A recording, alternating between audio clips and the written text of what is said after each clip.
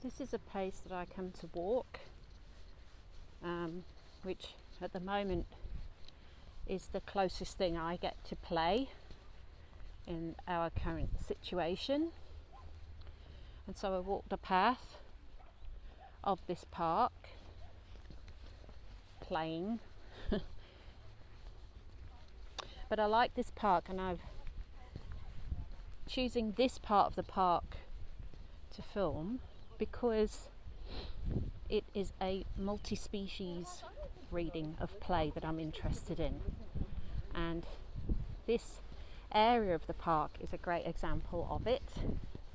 This part of the park is for animal play, and the people that come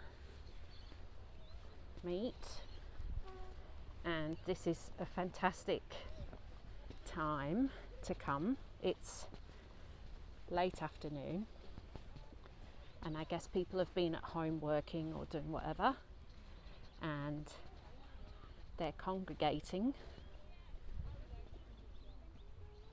to let their dogs play. Here's one here playing, greeting his friend.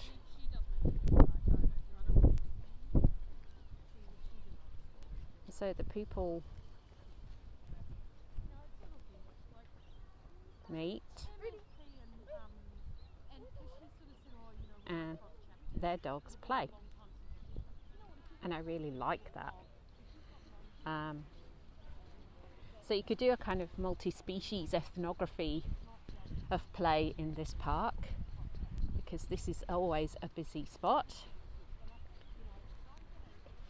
And then you've got this rock wall here, which allows for different kinds of play. It is a big natural feature, kind of curated, but doesn't use man-made materials. So it's this kind of, if you looked at it from above, it would be a spiral, and people enjoy walking it and climbing it. And then you've got the regular playground area for children to play. And the other thing really that I like about this park, and want to talk about here, is the notion of the interface. So the park allows for different kinds of interface for those who play here. So you have a kind of vegetal interface, you have a kind of animal interface, you've got the bikes that you just can see there, geologic forms, and the general topology, and then the handmade forms or man-made forms of the play area. And so an ethnography of play here is both multi-species and multi-interface, and that's why I like it.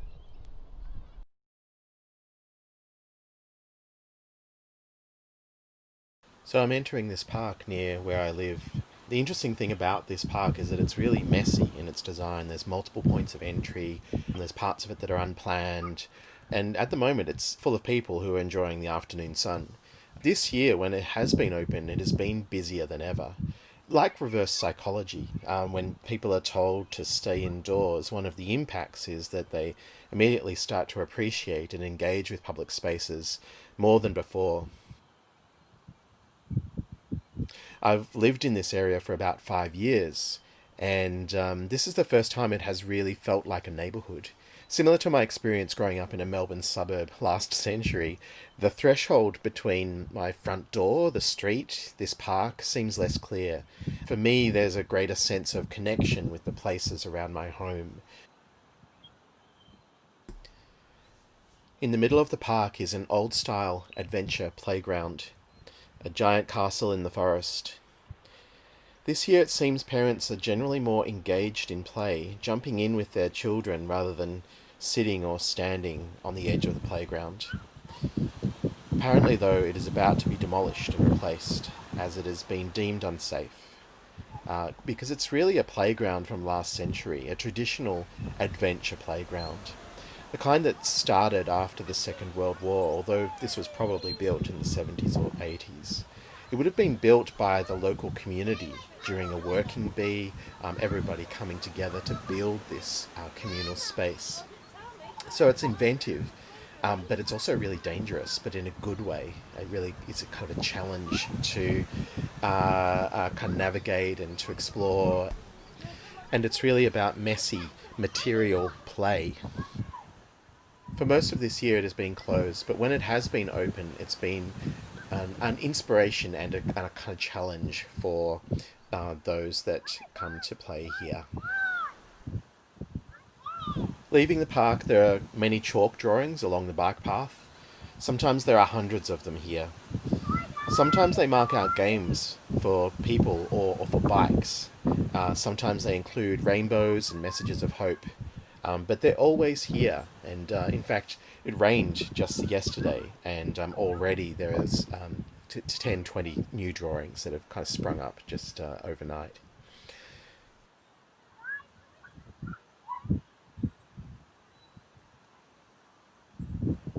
Leaving now, we see a sign marking the announcement of the arrival of a new play space where everyone can play. It looks like the council has tried to capture some of the spirit of this place, but we'll see.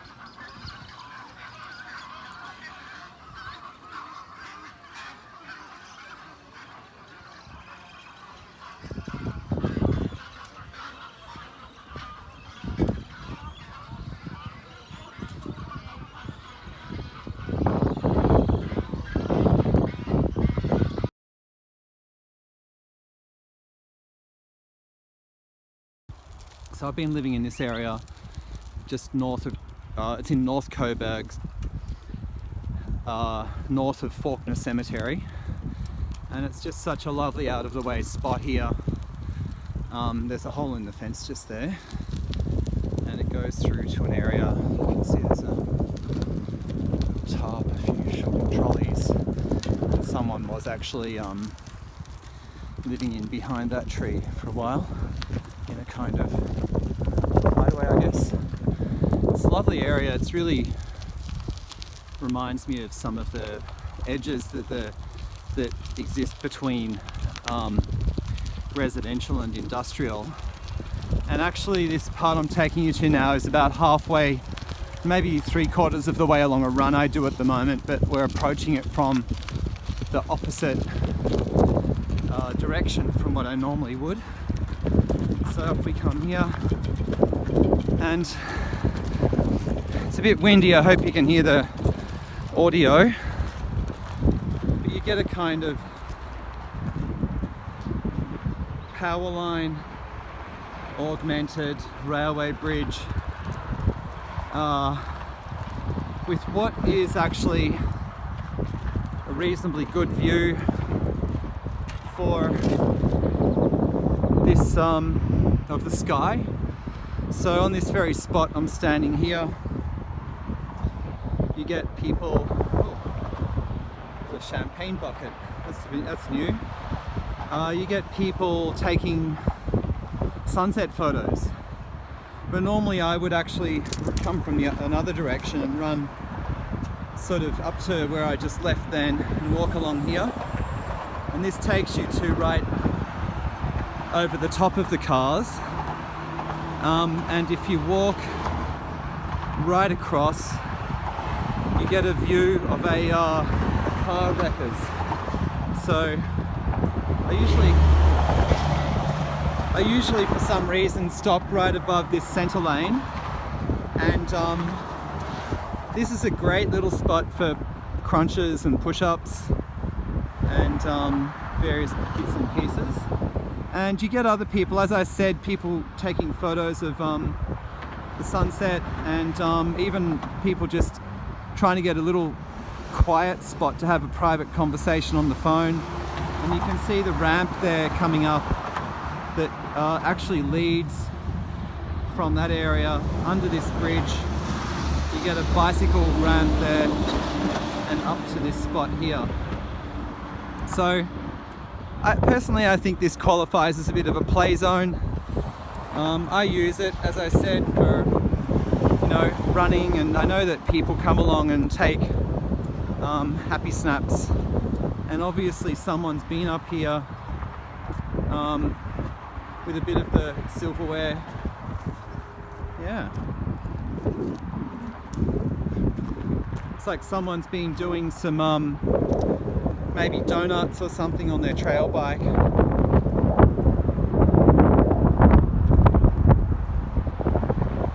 That's it.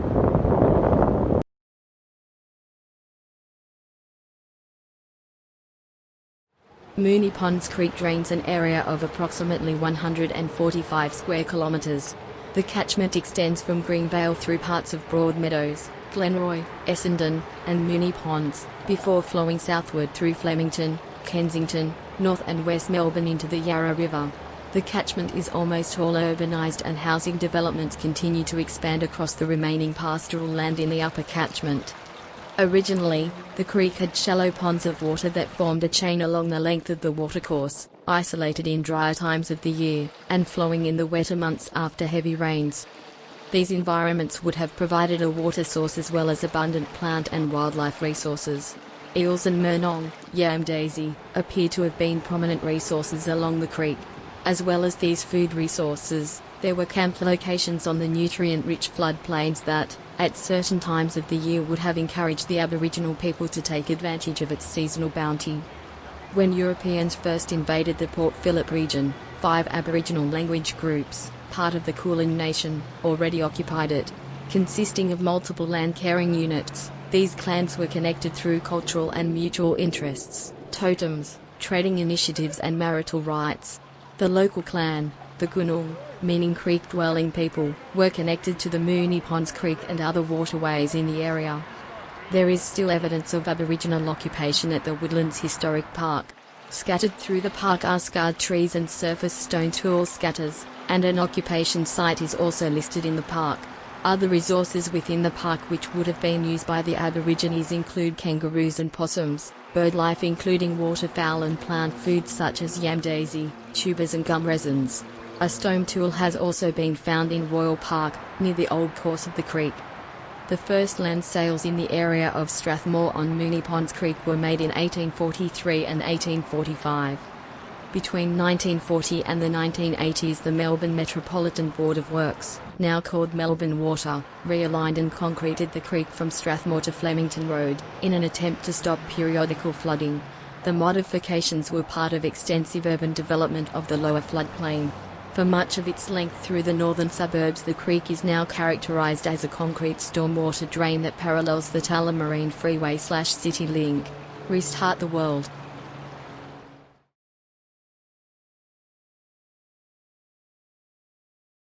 Hi everyone, my name is Matt Riley and I'm a lecturer at RMIT University and a designer as well.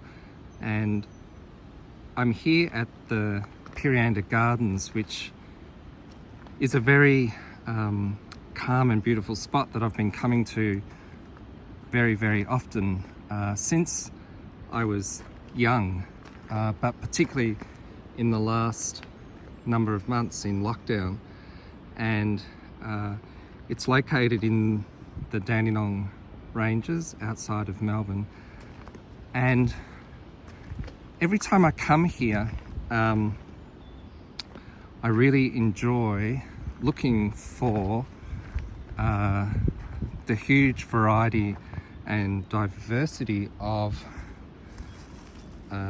mushrooms and fungi that I can find, because we receive so much rainfall here, particularly this year. It's been really incredible to find all these beautiful forms, and it's kind of like, I suppose, a treasure hunt in some way, discovering new species and finding them in certain spots. This little spot is at the bottom of the main sort of fern forest, and because of this little creek that is running through, there's always lots of interesting species to find here, and these fallen logs kind of make the perfect home for all these fungi and mushrooms here. Sometimes we don't think of maybe kind of walking as a form of play, but obviously, particularly in these kinds of environments, you know, bushwalking is not about getting from necessarily one place to another to arrive at a particular destination, but bushwalking is you know, more about exploring the environment and you know, much more kind of pleasurable and I think, you know, freer kind of form of walking.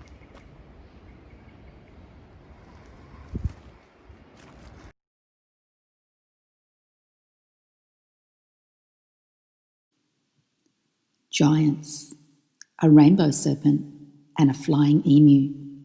What are these mysterious creatures?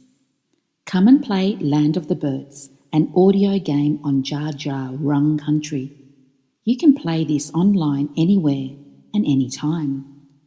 Listen to the stories of the Djara people.